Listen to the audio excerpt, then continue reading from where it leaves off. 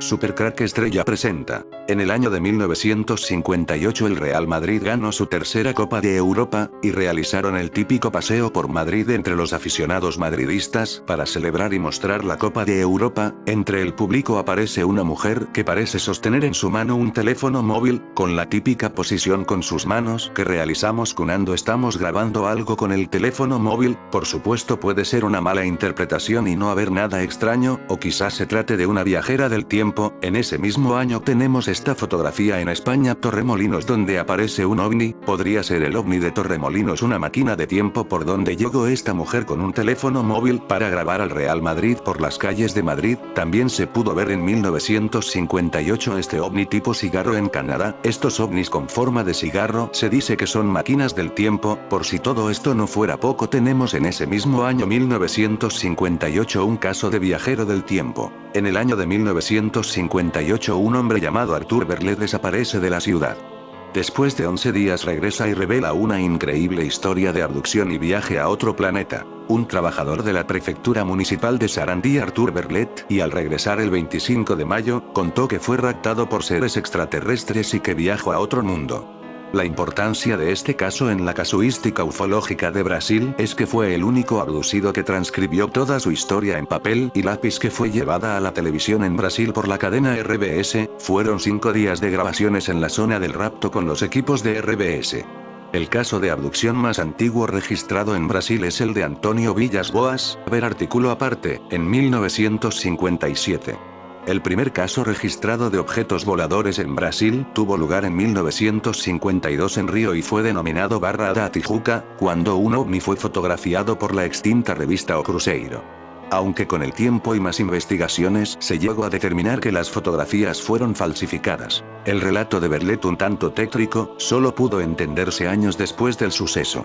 Algunas de las tecnologías que describía en el texto aparecieron años más tarde, como las fotocélulas para la conversión de la luz solar, los alimentos deshidratados en forma de píldoras o las zapatillas deportivas con estructuras para amortiguar impactos y con refuerzos especiales, la comunicación de sonido e imagen, teléfonos celulares, y la más impresionante, el primer viaje Yuri Gagarin el día 12 de abril de 1961, o el lanzamiento del primer satélite artificial soviético, el Sputnik, que fue marco de la conquista espacial que se iniciaba.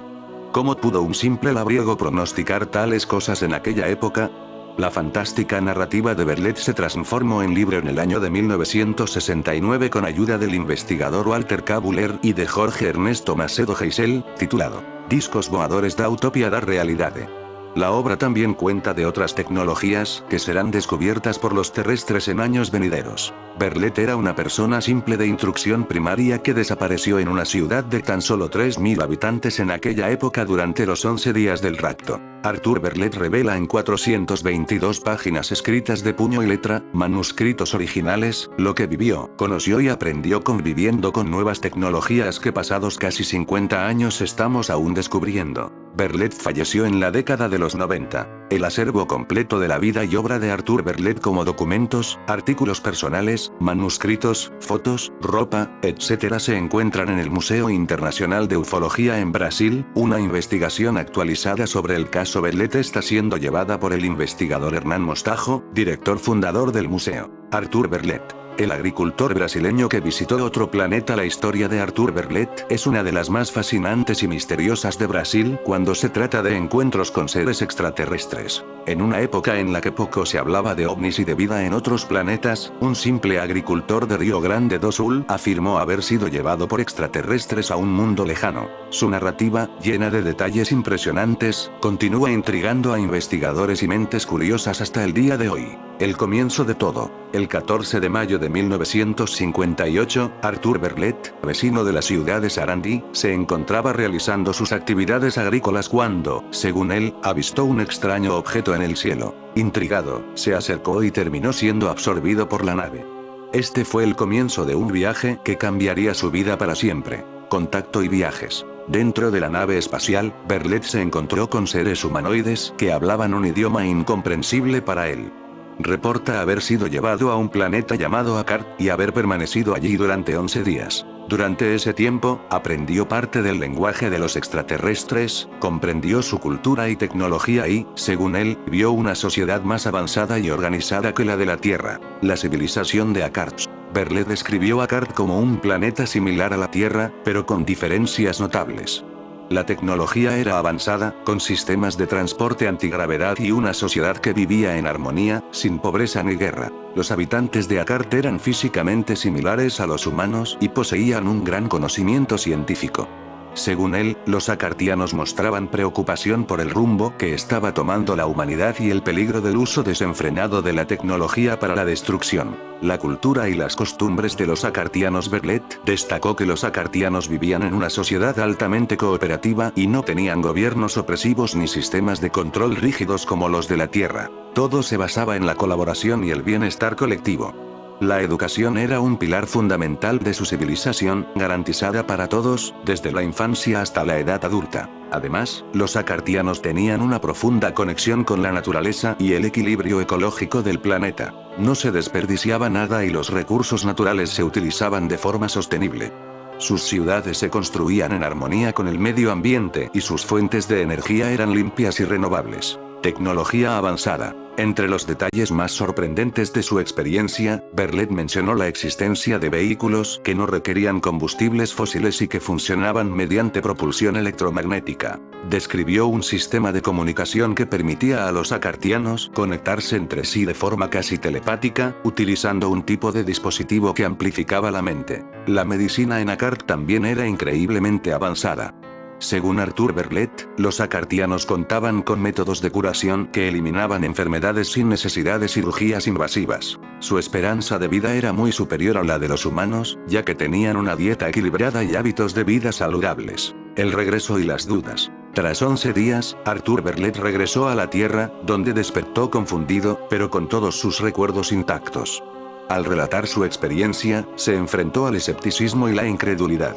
Muchos dudaron de su historia, pero otros quedaron impresionados por los detalles de su narración. El lenguaje que describió como Akkad fue analizado por algunos lingüistas y, sorprendentemente, contenía patrones que indicaban estructura sintáctica, lo que planteaba dudas sobre la veracidad del relato. Las investigaciones. Con el tiempo, el caso de Arthur Verlet llamó la atención de los investigadores de ovnis, que buscaban comprender si existía alguna evidencia concreta de su viaje interplanetario. Algunos argumentan que Verlet carecía de los conocimientos suficientes para inventar un idioma que describiera una cultura compleja y avanzada de la nada.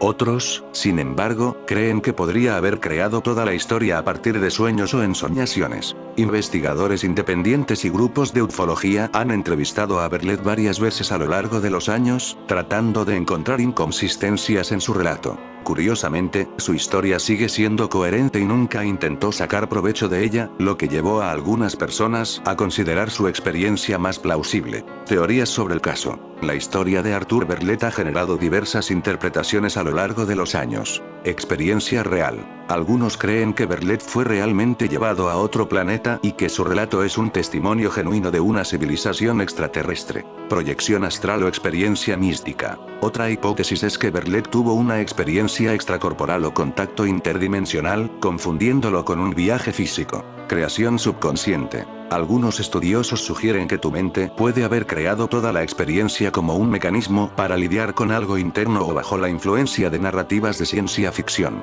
El legado. La historia de Arthur Verlet sigue siendo objeto de debate entre ufólogos y escépticos. Su relato ha inspirado libros y debates, y ha suscitado preguntas sobre la posibilidad de vida en otros planetas y el contacto con civilizaciones extraterrestres. Para algunos, fue un visionario con una experiencia genuina. Para otros, fue simplemente un hombre creativo que imaginó un mundo mejor. A lo largo de los años, su historia ha sido comparada con otros casos de contacto extraterrestre en todo el mundo. Se han señalado algunas similitudes, como la descripción de seres humanoides y sociedades avanzadas. Esto plantea la posibilidad de que tales relatos tengan fundamento o, al menos, un arquetipo común en la psique humana. Los ovnis son máquinas del tiempo y con capacidad de atravesar mundos paralelos y dimensiones. De alguna manera estas máquinas del tiempo cambian la estructura de cuerpo humanos que hace que estos viajeros rejuvenezcan. En ocasiones ocurre que estos viajeros del tiempo tengan pérdida de memoria, en otras ocasiones se rejuvenece tanto que el cuerpo humano se convierte en un feto de bebé humano. Estar cerca de estos ovnis también cambian la estructura del cuerpo humano, como le ocurrió al Papa Juan XXIII. En el verano de 1961, el Papa Juan XXIII vivió un encuentro que desafía la lógica.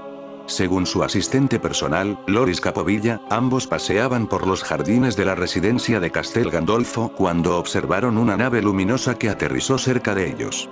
De la nave emergió un ser humanoide envuelto en una luz dorada, cuyas orejas alargadas y rasgos únicos lo hacían parecer de otro mundo. El Papa, lejos de reaccionar con miedo, se arrodilló en señal de reverencia, sintiendo que este ser no representaba amenaza alguna. Lo más impactante fue que, según Capovilla, Juan XXIII se acercó al ser y mantuvieron una conversación sin palabras, como si se comunicaran en un nivel más allá del lenguaje verbal.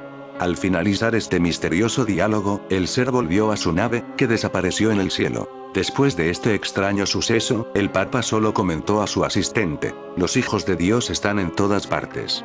Aunque nunca hizo pública esta experiencia, Capovilla reveló el encuentro años después. Este caso sigue siendo objeto de especulaciones y teorías sobre encuentros extraterrestres y la posible relación del Vaticano con el fenómeno ovni. ¿Podría este evento ser una pieza clave en la comprensión de los misterios del universo? La pregunta sigue abierta, mientras el interés por lo desconocido continúa creciendo. 40 años sin pudrirse. El macabro misterio tras el cadáver del Papa Juan XXIII. En 2001, las autoridades del Vaticano informaron que el cuerpo del sumo pontífice permanecía incorrupto. El enigma se desveló poco después. La noticia, no por esperada, dejó de estremecer al mundo. El 3 de junio de 1963, el cielo recibió un nuevo ángel. Ha muerto el Papa, informaba ABC una jornada después. Juan XXIII expiró tras 70 horas de agonía. Su despedida fue serena. Cristo me acoge. Estoy al lado de Jesús. Ya está, estoy dispuesto a partir. Aunque sus últimas palabras fueron una petición: dejadme a solas con el Señor. Después, el cuerpo del sumo pontífice que había regalado a la Iglesia el revolucionario Concilio Vaticano II fue revestido con los hábitos de rigor y trasladado a la Basílica de San Pedro, su lugar de reposo eterno. Allí permaneció Juan XXIII, inmóvil y sereno, durante casi 4 décadas, hasta enero 2001. Fue entonces cuando unos operarios se percataron de algo que les dejó ojipláticos durante un reconocimiento canónico previo al traslado de sus restos a una capilla del templo. Su rostro está intacto a pesar de que no se le embalsamó al morir, afirmaba este diario en marzo, cuando la noticia saltó a los medios de comunicación.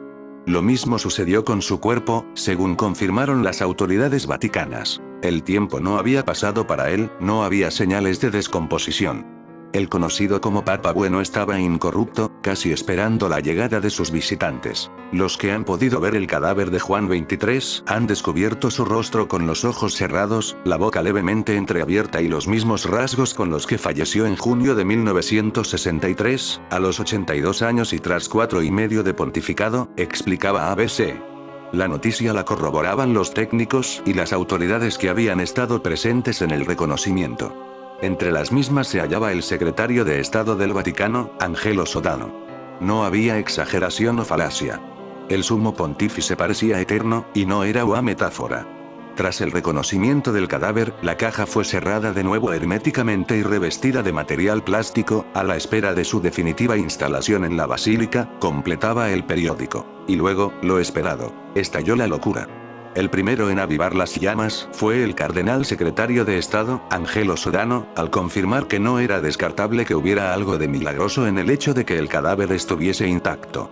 El cardenal Virgilio Noé, arcipreste de la Basílica de San Pedro, intentó llamar a la calma, pero no pudo negar que le había embargado un sentimiento de profunda emoción cuando se percató del hallazgo. Aunque por entonces tan solo se planteaba el traslado del cuerpo del Papa Roncalli hasta la capilla de San Girolamo, se empezó a barruntar la posibilidad de que sus restos fueran expuestos de nuevo a los fieles. Lo sorprendente del hallazgo hizo que así fuera. El 3 de junio de ese mismo año, 38 después de que fuera inhumado, el cuerpo del Papa volvió a ver la luz del día. De buena mañana, a las 9:45, sus restos fueron depositados en una colosal urna con unos cristales antibalas clarificados. Una capa de cera le protegía el rostro, que había adquirido cierto aire plástico. Era un trámite necesario, según explicó ABC, por mera protección. Los restos mortales fueron expuestos en una urna de más de 450 kilos de peso ante los más de 30.000 fieles que se congregaron para asistir a la misa de Pentecostés oficiada por Juan Pablo II, explicaba ABC. Juan XXIII reposó en el altar mayor de la plaza de San Pedro mientras otro titán de la iglesia como Juan Pablo II oficiaba la ceremonia. Una y otra vez se escuchaban los mismos vítores. Es un milagro. Y, tras el baño de masas, el cadáver fue llevado de nuevo a la basílica entre aplausos, donde la urna fue colocada delante del altar de la confesión, en el centro del templo. Allí, cientos y cientos de feligreses pasaron para darle su último adiós durante 8 horas. A los lados de la urna, elaborada en bronce y metal, custodiaban el cadáver del Papa Bueno un séquito de monjas y sacerdotes. La frase era la misma: este hombre es un santo. La lluvia de carne de Kentucky es otro ejemplo de cómo en los viajes en el tiempo se puede rejuvenecer hasta extremos que te llevan a la muerte. Un ejemplo es el caso la lluvia de carne de Kentucky, el extraño suceso por el que un día llovieron pedazos de carne del cielo de Kentucky. Corría el año 1876 y en el condado de Bath sucedió algo extraordinario. De la nada, empezaron a caer trozos de carne bajo el césped de la señora Crouch. ¿Cómo ha evolucionado y pervivido este suceso? Es importante parar aquí para demostrar todo lo que digo, pues en este año 1876 donde ocurrió esto de Kentucky, tenemos el caso de viajes en el tiempo de los más conocidos. El caso de Rudolf Fens, el hombre que realizó un viaje en el tiempo. Pocas historias de viaje en el tiempo fueron tan documentadas como el caso de Rudolf Fens, un hombre que viajó en el tiempo en junio del año 50, justamente a las 11:30 de la mañana, en la Quinta Avenida de la famosa Nueva York. Una historia que, hasta la fecha, sigue causando conmoción en el mundo entero, y es que el caso de Rudolf Fens, además, tiene de testigos a los cientos de transeúntes que caminaban tranquilamente por las calles de Nueva York. En un día común y corriente en 1950, la gente que caminaba por la Quinta Avenida de Nueva York, se quedaron sorprendidos al ver un hombre que caminaba totalmente desconcertado por toda la calle hasta ser atropellado por uno de los autos. La policía se apersonó casi de inmediato y, tras el primer reconocimiento, observaron que se trataba de un hombre de unos 30 años de edad, el cual vestía ropaje impoluto, característico del siglo pasado. Cuando revisaron sus pertenencias encontraron dentro de sus bolsillos monedas y billetes fuera de circulación en un estado perfecto. Además hallaron un montón de tarjetas con el nombre de Rudolf Fens, una carta en la que se podía leer la fecha en el sello de agua de la empresa de encomiendas, 1876. Esa carta estaba destinada al mismo Fens y venía adjuntada un recibo con una suma de dinero por la supuesta manutención de unos caballos y un carruaje. V. Rin, agente de la policía del Departamento de Desaparecidos del Estado de Nueva York, estuvo en cargo del inicio de la investigación para encontrar a los familiares de Fens, comenzando la búsqueda en los inmigrantes de origen centroeuropeos que tuviesen el mismo apellido, sin resultado alguno, de 1876 al 1950. Recuerda, en 1876 fue cuando llovió carne del cielo en Kentucky, de 1876 al 1950. Después de meses de investigación, Rin estaba a punto de darse por vencido hasta que le entregaron un directorio telefónico en donde estaba el nombre de Rudolf Fens Jr. Al llamar al número, la viuda de Fens Jr. le contestó, descubriendo que aquella dirección pertenecía al hijo de la víctima.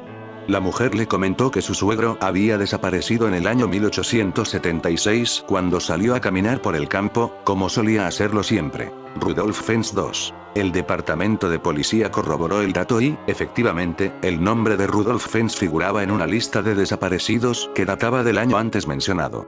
Por lo que el hombre había dado un salto hacia el futuro de 74 años. ¿Qué sucedió realmente? ¿Cómo consiguió pasar 74 años desaparecidos y envejecer? ¿Cómo terminó en la Quinta Avenida de Nueva York?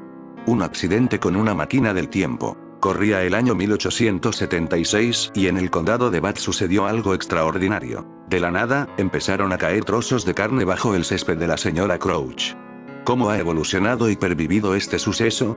El cielo estaba completamente despejado en ese momento y dijeron que cayeron como grandes copos de nieve. Pero no era nieve, sino ternera. Esta es la declaración que recogía una crónica histórica de The New York Times sobre el extraño fenómeno ocurrido en casa de Allen Crouch y su esposa, quien estaban en el jardín cuando sucedió. Una pieza cayó a su lado. Harrison Hill, cuyo relato tiene una veracidad incuestionable, y de quien nosotros obtuvimos parte del testimonio relatado, aseguró que estos pedazos de carne cayeron sobre las vallas, extendiéndose por todo el suelo. La carne parecía fresca. El corresponsal del comercial corrobora este hecho, y que las piezas eran de varios tamaños y formas, algunas llegaban a los 5 centímetros de diámetro. 2 hombres, que la probaron, dijeron que eran de cordero o ternera. Al parecer, esta extraña lluvia de carne sucedió en el condado de Bath, Kentucky, en 1876. Un hecho insólito que ha terminado formando parte de la cultura popular estadounidense, ya que lógicamente ha pasado mucho tiempo desde entonces.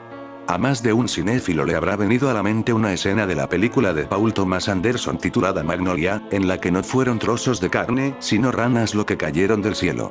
Pero lo cierto es que desde hace décadas científicos, periodistas y curiosos se han acercado al caso para intentar descifrar si el texto del periódico neoyorquino se trataba de una broma o realmente hay algo de verdad en el suceso. Varios académicos de la época tomaron muestras de aquella carne de ternera y cordero que cayó de pronto un día de cielos completamente despejados, según informa la revista Popular Science, para realizar los estudios pertinentes que les permitieran resolver las razones de tal extraño acontecimiento. Una de las primeras explicaciones que se barajó fue que estos trozos hubieran sido arrastrados por una manga de agua, un fenómeno que hace que pequeños objetos y criaturas puedan ser absorbidas por una especie de remolino que se eleva hacia las nubes y cae cuando el viento vuelve a amainar. De hecho, en determinados países como Honduras se celebra la tradicional lluvia de peces producida por este efecto físico natural. Lo cierto es que hay veces que, simplemente, caen cosas extremadamente raras del cielo. Como arañas. Si eres aracnofóbico te gustaría saber que en Australia, de vez en cuando, se produce el fenómeno de cabello de ángel en referencia a las telas que caen junto a estos bichos. En realidad, no es tan extraño, ya que todo el mundo a lo largo de su vida se ha dado de bruces con telas de araña suspendidas en el aire, lo que pasa es que son tan pequeñas que no nos damos cuenta. Pero esto no tiene nada que ver con la carne. Entonces, por suerte, Brandeis había enviado algunas muestras a la Newark Scientific Association, donde su presidente, el Dr. Amead Edwards, y el Dr. Ian Clane Hamilton la analizaron llegando a la conclusión, tal como expusieron en Medical Record, de que se trataba de tejido pulmonar de caballo o de bebé humano, cuya estructura era muy parecida, con los limitados medios de entonces, basados en la textura y con el concepto de adna aún incipiente, se formularon sus bases apenas 8 años antes. En un artículo de The American Journal of Microscopy and Popular Science, el histólogo J.W.S. Arnold, que pudo estudiar aquellas muestras con más profundidad, refrendó lo expuesto por sus colegas identificando tejido pulmonar y muscular, además de cartílago, procedentes de algún tipo de animal. Como si algo invisible hubiera abierto un portal sobre el pueblo. A día de hoy, la lluvia de carne de Kentucky sigue siendo uno de los fenómenos más perturbadores e inexplicables jamás documentados. En fin amigos de Supercrack Estrella opinar sobre este tema.